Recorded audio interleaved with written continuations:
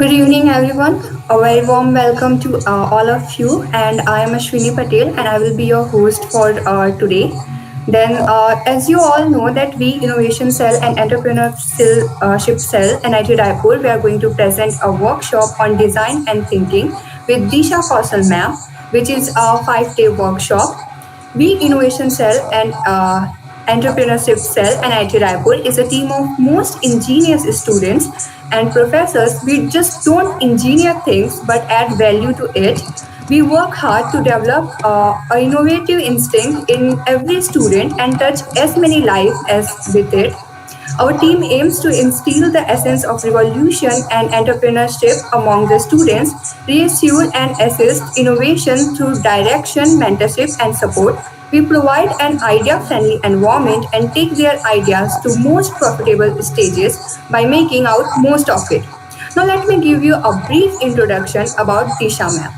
Disha Kaushal ma'am is working as an educator and SDG advocate since 2015, a design thinking consultant at Tinker Labs, and a postgrad in strategic design management from National Institute of Design.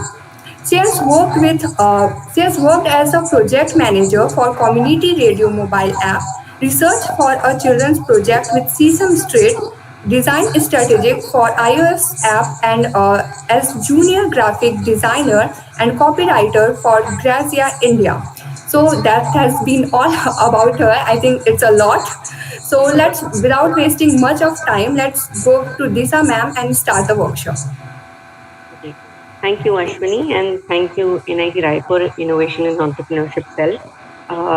My association with the E-Cell of NIT Raipur goes a little further, and we've known each other for, I think, 2 years, more than that, a little more than that. And I've come to your campus also 2 times, once for a full-fledged workshop and once for a small talk on design thinking and entrepreneurship. So, how is this session different? First of all, because as you all will know, and be in complete agreement that the world is a different place post the COVID pandemic, and many of us, and in fact, all of us are adapting to this new way of life. This entire wave is new for us, and we are trying to adapt as best as we can. And design thinking as a way of thinking, and not just thinking, in fact, doing things, it becomes particularly more important in today's day and age.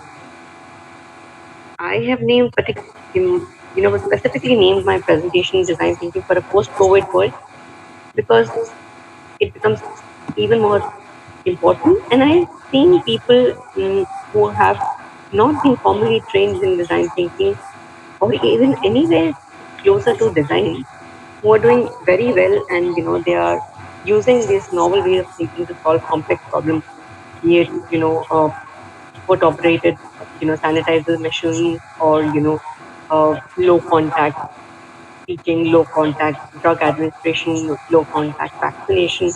So many new things and new ideas have come up that it's commendable how the entire world has adapted and learned. Even children have who was struggling so much in the beginning, and teachers, you know, to deliver lectures online. I've seen some fascinating work come out of this limitation that we are not able to meet in person. So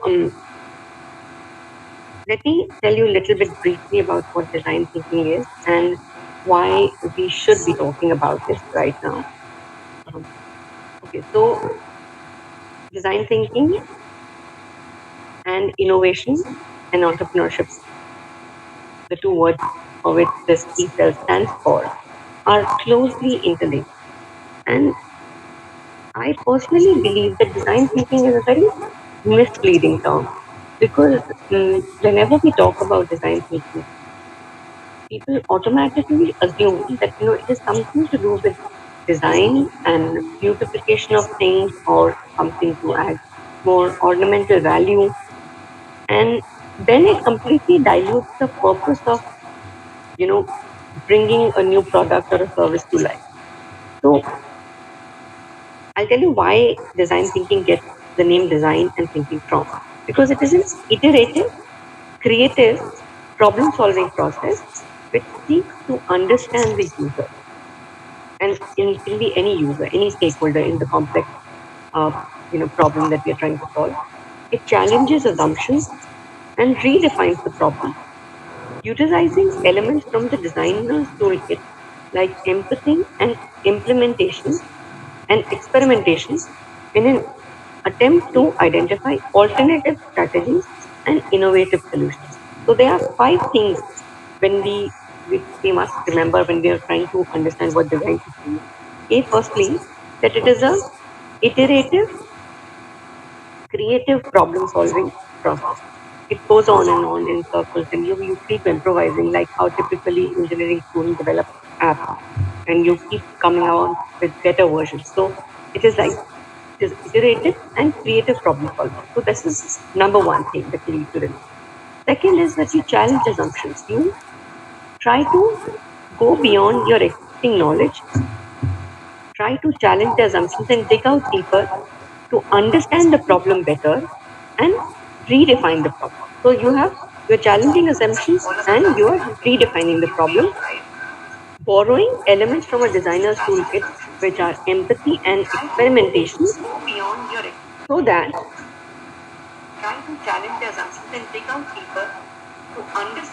you can come up with alternative strategies and innovative solutions. So there are five things that design thinking is made up of and you can use to understand it. So the word design is used purely because we are using toolkits, a designer toolkit, critical, what should I say, ingredients from there. So that is the only purpose of design thinking, using the word design thinking. Otherwise, it is known by many other names, critical problem solving or critical thinking or disruptive thinking or lateral thinking and systems thinking. So these are all the words in different spheres of the world, in different industries that people use to explain and somewhat cover the same thing. Now, why do we need to know about design thinking or why it becomes particularly important is because, especially, you need to use this for areas which are highly complex and uncertain. There is no fixed one solution, there is no definite solution to the problem. Secondly, there are multiple stakeholders involved, and their levels of facing the problems or disruptions in their life vary from person to person. Take this pandemic, for example. It is posing challenges for all sectors of the society, but the challenges are different in nature. Teachers have their own sets of problems, students have their own sets of problems, connectivity issues, lack of space, lack of devices, or lack of privacy, on then teachers trying to adapt to a new medium. Then the marginalized people have another problem that they don't have access to digital technology. Then healthcare system is has gone through a major drastic overhaul. So there are multiple changes, and people are trying, using trial and error to come up with possible solutions. But there is no one perfect solution that can be you know said that this is it. So these are areas where design thinking can be particularly important, and people are making different choices, but they might not be in alignment with each other. For example, um, in the beginning, people were using Zoom, and then there was this whole privacy issue and the national conflict with the parent company, China, and so many things happening. So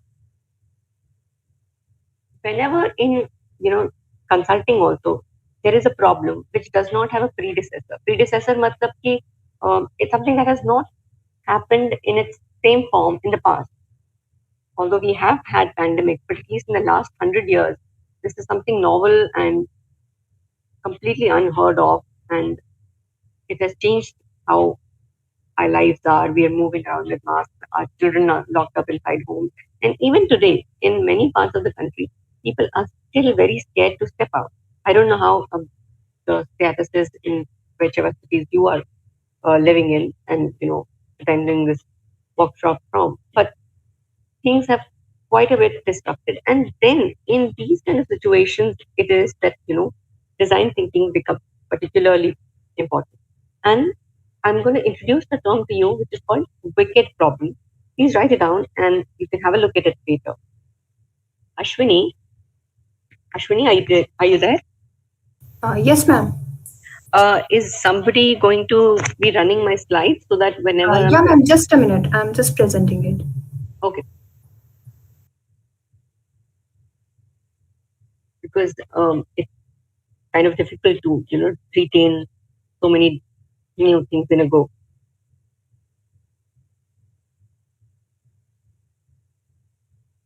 Yes, I was talking about wicked problem. Wicked problem is a problem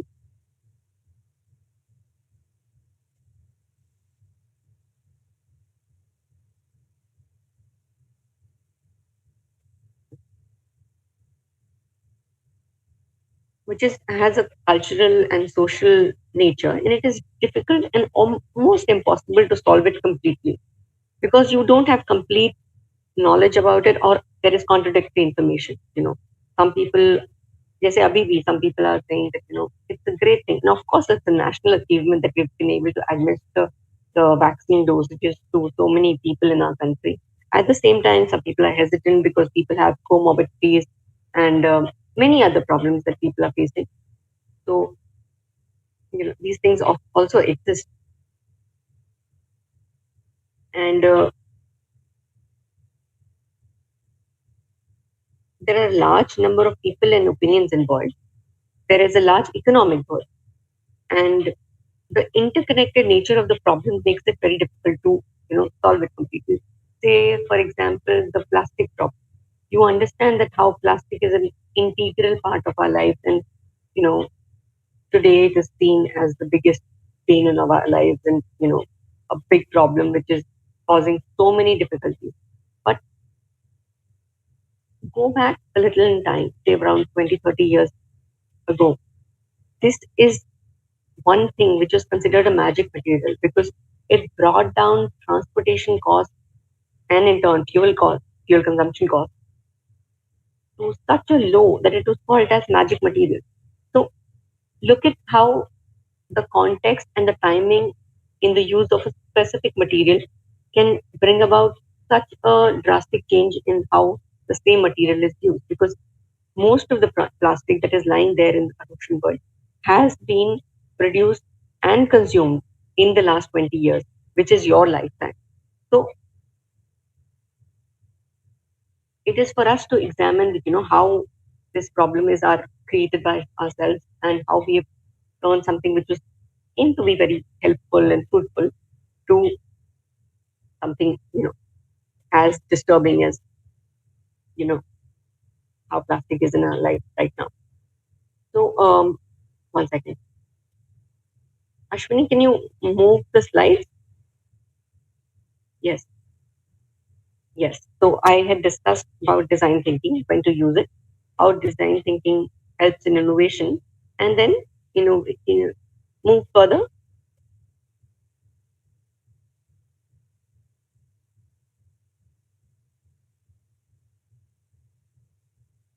Just a minute.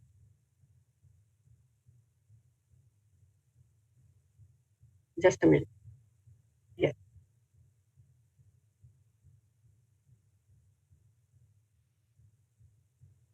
Okay.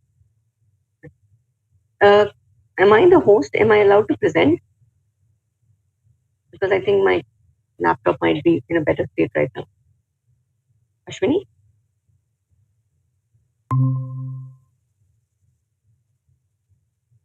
Okay, great. The slide is in front of you.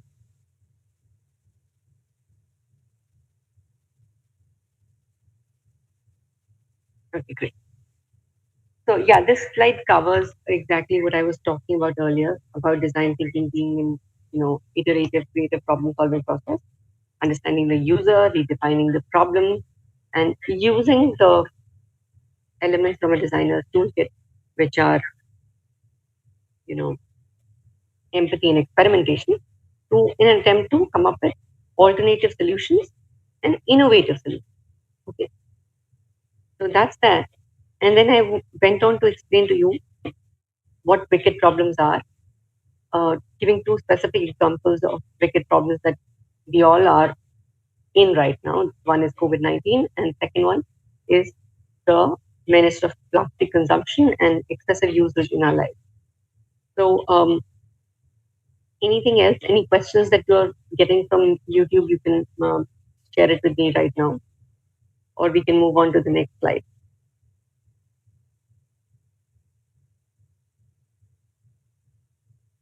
Ashwini?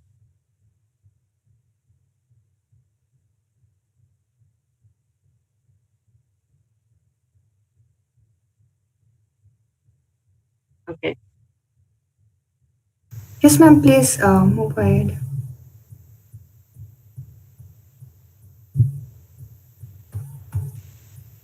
Ma'am, I guess we were on this slide. Can we move to slide number 5 and then to slide 6? Okay, five. Yes, ma'am.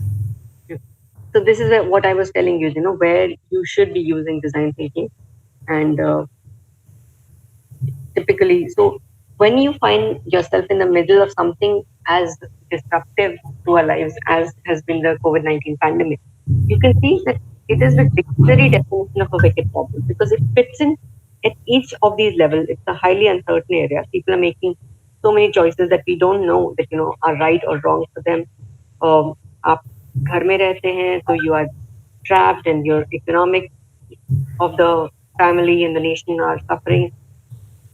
बाहर जाते हैं, then also you're exposing yourself to all sorts of things, the virus in different formats. And regardless of all the what do I say precautions that you take, there is still a likelihood because as you've seen from the breaking news, the numbers of the cases are surging again. So you never know. It's a very dicey situation to go out, to not to go out, to do something, to not to do something. So you're constantly in this dilemma state. And of course, there are multiple stakeholders. There are kids, there are elderly, there are, of course, our frontline workers, and then common people like you and me.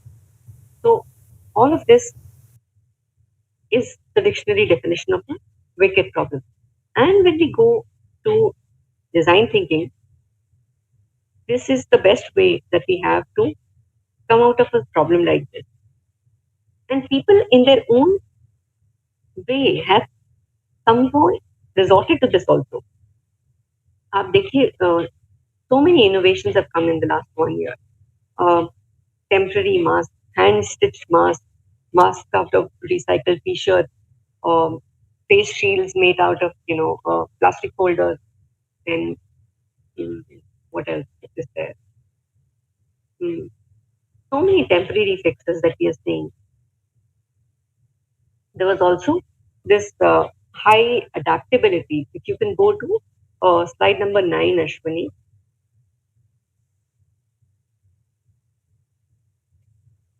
Yes, adaptability of this the picture is from you know shared by a friend of mine, Anil Anthony. He's the Youth Congress president, and he is from Kerala. He's an MP from Kerala. So he, along with some other people from his constituency, they created this temporary hospital, 20-bed COVID-19 recovery center to create some kind of isolation ward. And many other states had come up with state-run teleconsultation health services, which were completely born and implemented during the lockdown. So you've seen how adaptability was used as a massive weapon during the pandemic to address the healthcare needs. Then there was adaptability for survival. In Nagpur's Aureus Hospital. Can you move to the next slide, Ashwin? Yes, Nagpur's Aureus Hospital. The doctors themselves, they convinced, came up with this COVID safe transport system, which was just like a lid. It's a transparent covering put on the coronavirus patient to transport them from one place to another without letting the medical staff or the doctors from being infected. Then the advanced patients, which you can find now in every store that you enter or every public building that you enter. foot operated basins or foot operated, sanitizing machines. So these are all innovations that have been brought in the last 1 year and are excessively so much so that now we fail to even recognize it as an innovation because it is something that has become part and parcel of our life. मतलब यही चीज आप साल भर पहले सोच के देखिए तो you would have miracled at the innovation that something like this could exist, and now it is something that you are interacting with on a day-to-day basis. Similarly, positive deviance का एक और example है. Move on to the next slide, Ashwin, which is this teacher Ranjit Singh Desale, who won the Global Teacher Award. ये Converinga Karunapati पे भी आए थे, and there was a mass media coverage about his work as an innovative teacher and his idea of coming with barcodes and these scanning codes in within the textbook itself. तो ये उन्होंने 3 साल पहले किया था, and with the help of this foresight and vision that he had in 2018, this was used in all government books 2019 onwards, and now it helped a lot of teachers, to deliver content through the Insta app and many other digital platforms for teaching the people without having to, step into the school campus at all. So इस तरीके की बहुत सारे examples आपको देखने को मिलेंगे. The next is disrupting thinking by Gitanjali Rao. We go to the next slide. This girl,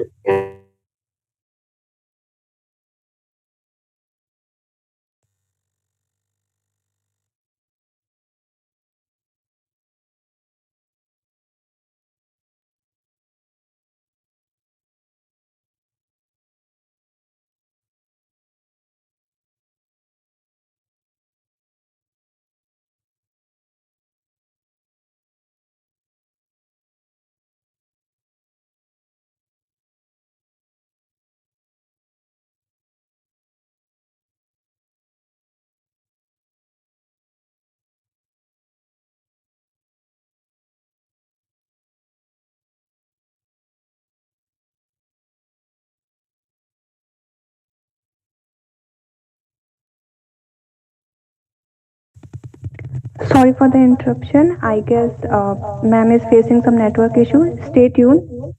Ma'am will we are retrieving ma'am soon.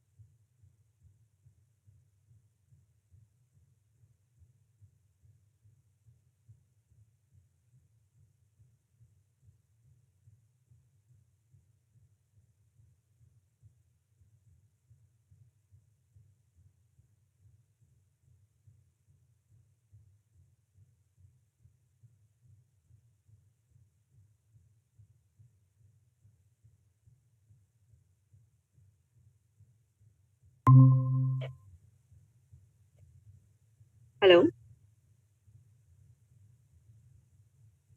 hi. I think I lost you guys for a bit.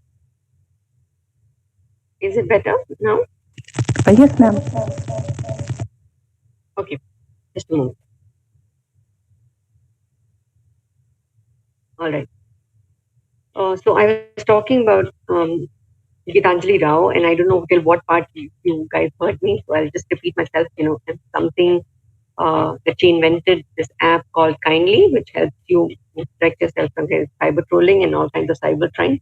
So yeah, something like this is the need of the hour, especially when we're doing so many things, right from education to recreation to all kinds of work which is happening online. It's very important to safeguard yourself and also important for your digital well-being. That not let yourself be judged by what your social media profile is. So yeah, that is Gitanjali Rao for you. Coming back to do something which we call as the design thinking framework. Now, why I'm telling you about the design thinking framework is often it is assumed that design thinking or a flash of genius or innovation or entrepreneurship, this happens through a flash of genius or out of the blue, and some people are born with extraordinary talent or extraordinary thinking abilities. But more often than not, it is not true because, and you can see it from evidences in history also that people, some of the most brilliant people have gathered themselves, surrounded themselves with people who come from very diverse backgrounds and done this process of innovation and entrepreneurship again and again and again repeatedly, co-working with their users so that they can come up with something which is meaningful, which is you know innovative, and also at the same time uh, give priority to the needs of the user. Yeah. So it is not a flash of genius, it is a set of five simple steps, which is now a standard practice in the design community and also in the technology community. Uh, so since most of you are from like engineering background, in fact, all of you are from engineering background. So this is important to understand. In the tech field, also, this is a standard um, five-step framework, and it is developed by Stanford D School, and it is followed all across the world in most places. So it consists of five steps. First is empathize, second is define, third is ideate, fifth, fourth is prototype, and fifth is testing. So I think ideation, prototype, is testing is something which you might be able to somewhat associate yourself with because you yourself have your practicals, you develop things, you develop prototypes, and you test it out, and be it apps or physical products or services, whatever. But the first two, empathize and define, where you will need a little bit of hand holding.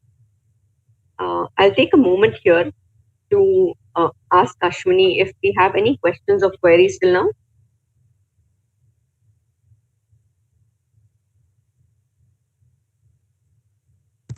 No, ma'am. Okay.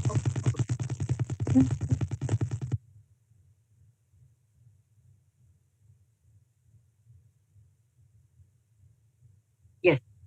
So when we talk about the first phase, which is empathy, it means that it is a very strong sense of emotional connection, a connection that you have with someone else, which is which can be positive and negative.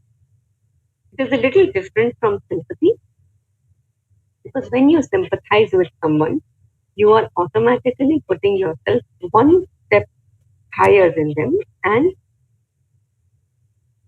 think of yourself in a superior position where you can help the other person.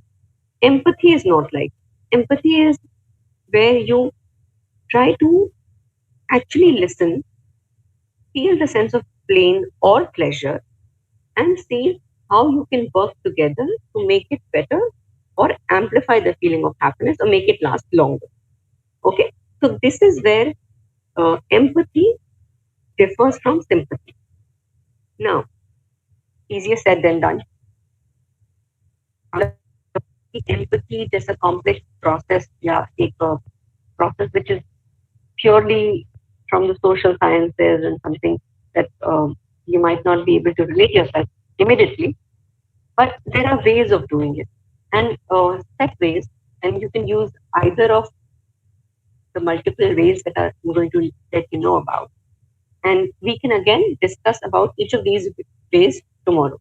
So in today's rest of the session, we are going to talk about empathy and how it can help us view things in a novel manner. So there are multiple ways of practicing it. Firstly is observation. कि आप चीजों को देखें, उन्हें महसूस करें and then उसको realise करें कि इनको कैसे और बेहतर बनाया जा सकता है. And I'll give you this example of teleconsultation. Practo, Docon, many such apps are there, NetMeds, and your online, all these apps which allow you to consult online and also to order online. All these apps were there even before the COVID era.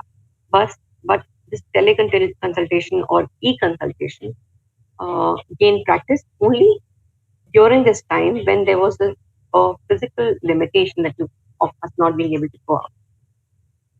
And आपने देखा होगा कि आपके parents या grandparents they before this at least this lockdown period actually struggling with technology. Sometimes आप उनसे video call पे बात करते हैं या you know voice call पे बात करते हैं and WhatsApp पे भी वो phone को ऐसे सामने रखे होते हैं although it is a voice call and they don't need to hold it right in front of them या कभी कभी video call में वो कान पे लगा ले तो ये practical issues हैं और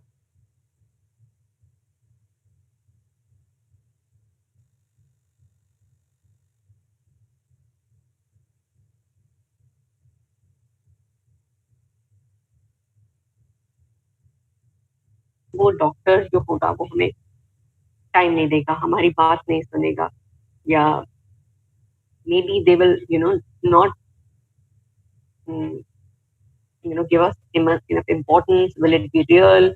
Will we get a prescription?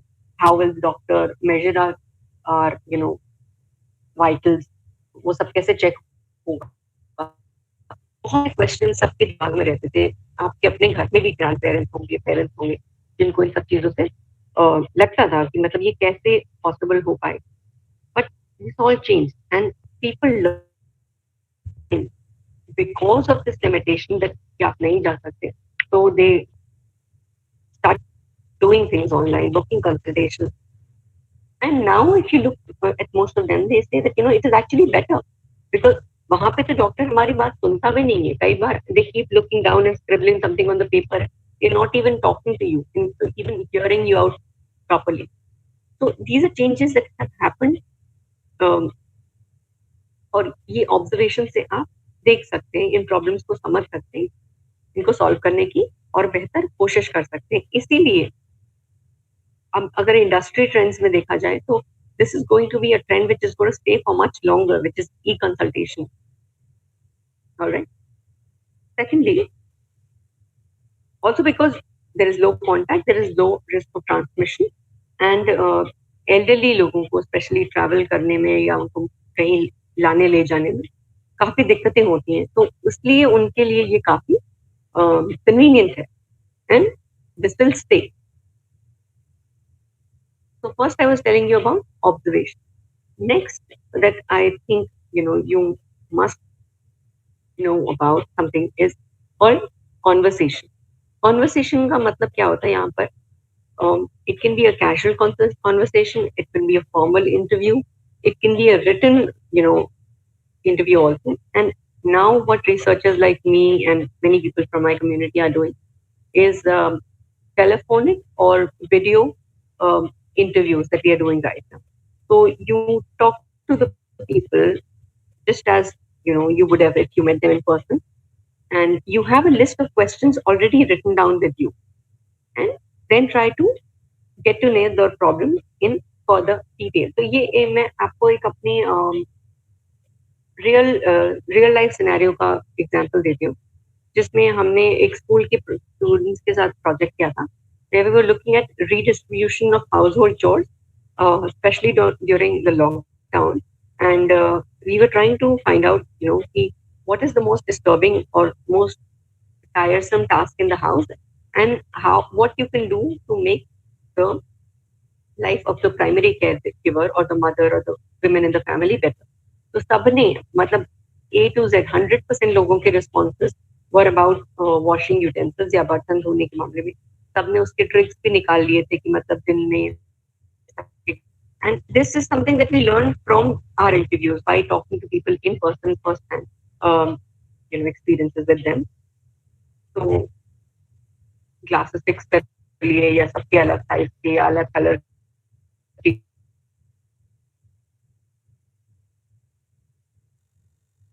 कर लिए to you like why is it assumed that the women of the house they have to take up the task or some children were getting irritated कि हम पढ़ाई करें online कि हम बर्तन धोएं कि हम क्या करें because not understanding that it is equally difficult for they are home they have time with them all of them have their specific demands किसी को चाय चाहिए किसी को खाना चाहिए somebody might be ill so there are all kinds of needs that you have to tend to and there's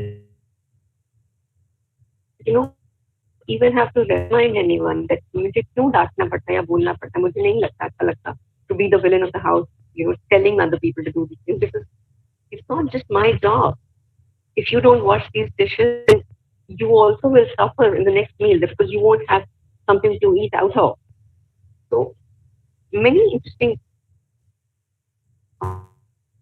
of these conversations this is the whole agenda of me telling about this you know anecdote to you all. So whenever you're having a conversation or an interview, there are some ground rules. Firstly, when you talk to someone, then talk about specific instances. जैसे अगर मुझे पूछना है किसी से say I have to ask since Ashwini is the only person that I have on this call, if I have to get her opinion about online classes, then Ashwini, just tell me, how do you think, how effective are online classes these days? Ashwini,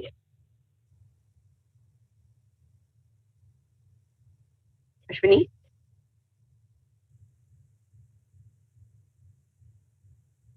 can you hear me, Ashwini? Yes, ma'am. Sorry, actually, just presentation. So, yeah, ma'am, you Okay, were no asking problem. about the online experience of the online classes. Yes, actually, I'm doing a demo of how to conduct an interview. So, since you're the only person on this call and the class is not there how it usually is, I'll do a mock run of how interview should be with you. What is your Okay. experience of the online classes or online lectures? Please tell me. Uh, I mean, it's completely different from how it used to be in offline cases. I mean, we don't have a direct contact with the teacher. Like, they cannot see our experience. They cannot note that whether the students are getting stuffs or not. Actually, there are various Okay. problems. I mean, we just try our best to learn, but it's like just reading the textbooks and so. Okay, so now I think काफी time हो गया है, I think almost nearly a year of online classes. So what are the hacks that you have taken out to make yourself understand more or be more vigilant in a class? Number one. Secondly, how is it helpful in classes that you actually did not want to attend and now have a way of putting your camera off or whatever? So how is it beneficial for those classes? Uh, these are the two questions that I have. And thirdly, if you could, then what would you change about this medium of instruction? Okay, ma'am. The hacks you asked the first question. So about hacks, now we have the slides of the teachers and the notes they give us. We sometimes also record the lectures so that we could listen the lectures later on, and Okay. that's the hack we have got. Like it's better. I mean, note taking is quite easier. Like you can go and see that what happened if you in case you missed something, and Hmm. the next question was, I guess, you asked that how we avoid the lectures we didn't want to take. Yes, yes, yes. It's actually better in that case also because obviously there are some lectures who are quite boring we feel, and Hmm. so we just put off the camera and we can do our some other works there and we can just get back to those stuffs later on. So it's beneficial too, I can say that a bit. Yeah. So third question, what would you do to make this medium of instruction or interaction between a student and a teacher better? Ma'am, Anything that you will immediately think of? ma'am, I guess it's going on in quite I mean, the best way possible. In our case, actually, the teachers, they just present their slides and just explain through them, so it's all going very well. And in case we have any doubt, we just ask them anytime. So I Okay. don't think there's much I can think right now. Okay. So I think you might, all the people who are going to be seeing this on YouTube, you can get a sense of idea that, how this is going. And also, whenever you are talking to someone, talk about specific instances. Like if I ask Ashwini how your online classes are, and how well are you able to communicate or participate in them, then she may give me an example that they are conducted very well, and बहुत अच्छा है, it's convenient for us, we can go back to your recording and listen to it again. But honestly tell me, Ashwin, and anybody else, I'm not accusing you or anybody, because I take online classes with so many colleges and university, and I have had this conversation with a lot of students. None of them, not even one, has ever told me that they have gone back and heard the recording. Not even one student. उस समय अगर सुन लिया तो सुन लिया, but none of them has ever gone back to the recording to hear what sense it made to them, even if the teacher has taken the time and effort to record it. So when I talk to someone like this, and then they tell me that, talking about a specific issue, that they say that they have the option of going back, or they have actually never gone back. So it can help us probe into the reason of why this loophole is existing, and what we can do to make this better. Okay. And this gap in our understanding, we have used in developing some of the online courses that we've been working for in you know services like a Udemy or your Coursera. So this helps us make them better. Even if you have pre-recording sessions, how can you make that better? All right. How these Yes, gaps ma'am. are important, and how it is important to ask specific questions. Secondly, when you ask someone or you take a conversation forward, do not try to lead the conversation. It may have sounded that, me being a teacher, I am trying to say that, students are putting the camera off, or not paying attention, and, not respecting, whatever it is. I think even if I am a participant to any webinar, and there are millions of them happening these days in the last 1 year, I think all of us must have attended at least 1,000 webinars and meetings. And even if I don't want to attend it, then I put my camera off and pretend that I'm there. So it's not something that I'm not doing. Everybody has done it in the last 1 year. And it is because for how long do you think anybody can maintain that attention span and stay online when there are a million other things that are happening on your phone and notifications are coming? People are at home. You don't have the privacy. So these are genuine problems that can come to you. And this is not me leading the conversation in either direction. But it can so happen that when you are trying to solve a problem, you wanted to head in a certain direction. या ये भी हो सकता है कि मैं as a teacher ये बोलना चाहूँ कि भाई नहीं, स्टूडेंट्स की तरफ से ये गलती है क्योंकि वो हमारी बात का या हमारे एफर्ट पर ध्यान नहीं देते, तो शायद if I move my conversation in that direction, then something more meaningful will come out of it. But that is not how interviews or empathy interviews in specifically should be done. All right?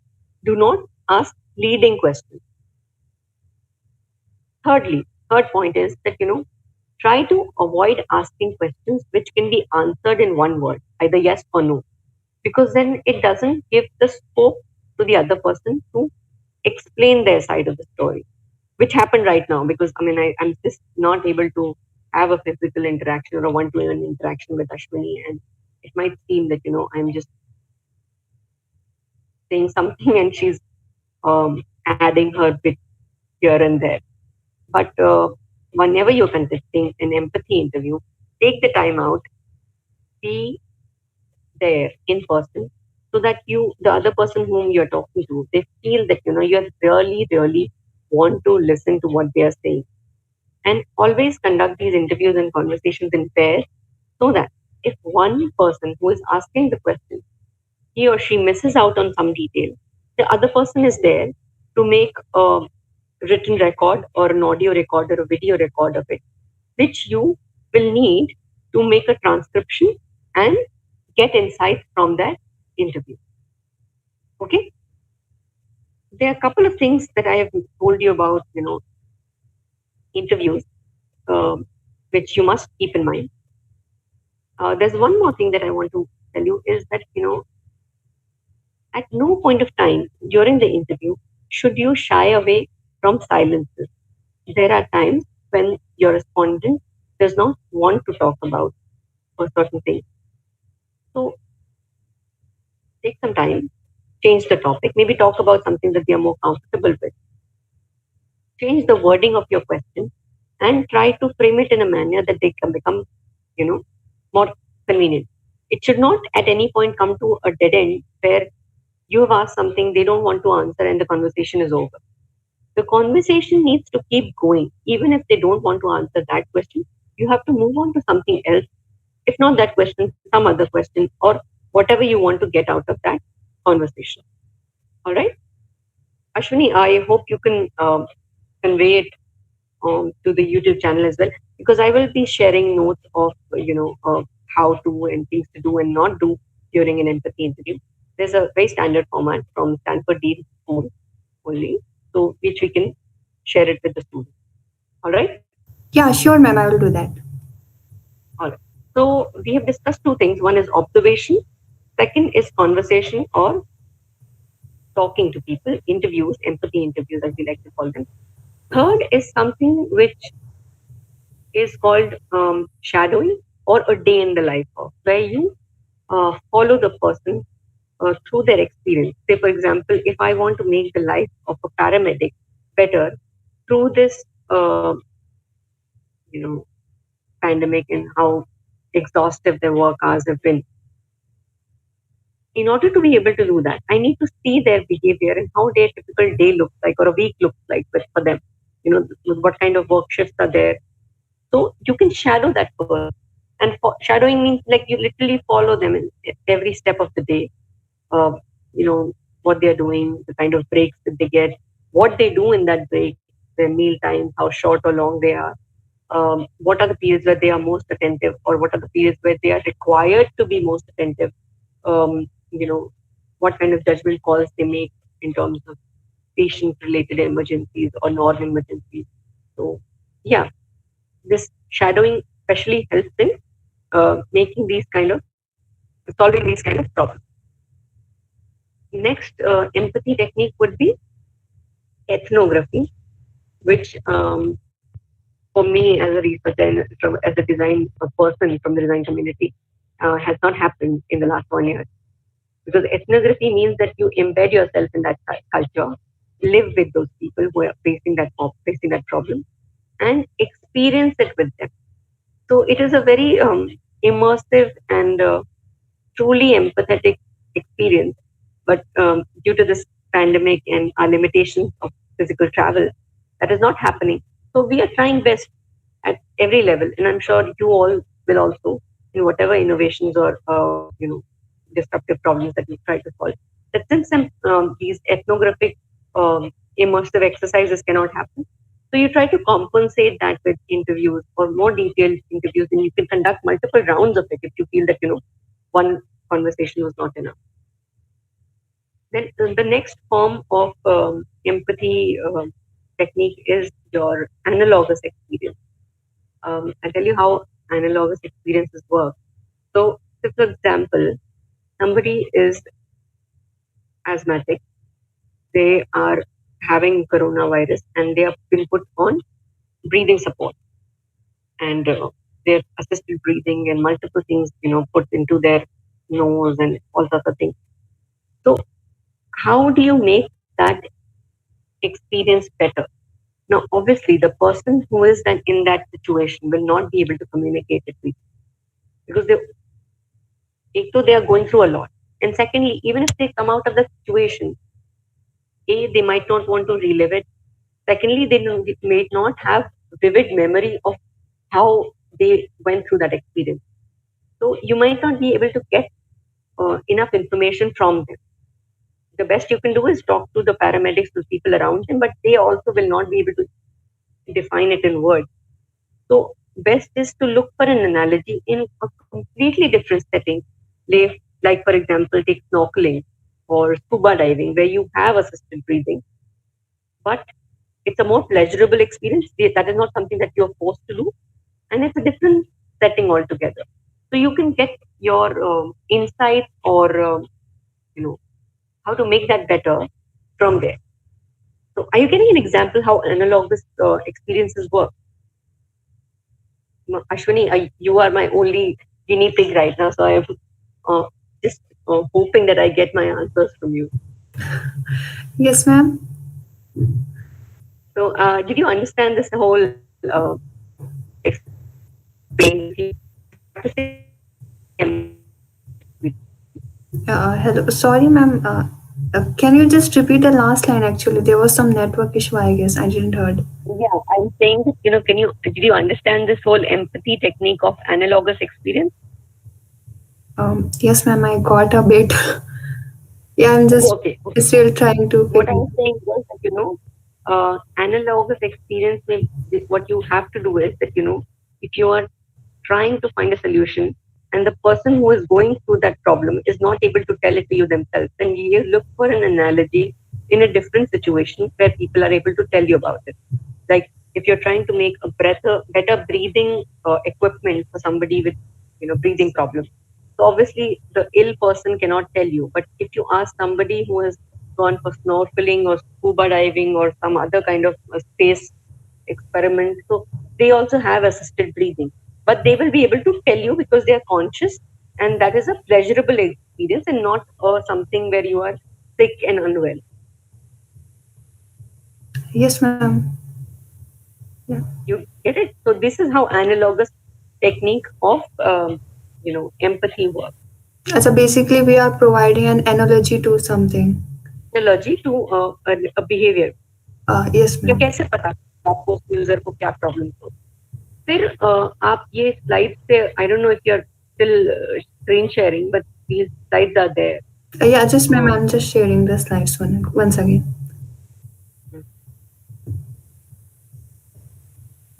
Just a minute, ma'am. yes.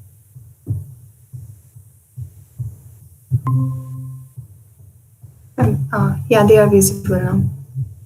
So can you go to slide number 14? 14. Yeah, just ma'am. Just a minute. Yeah, this one. Okay. So stakeholder mapping.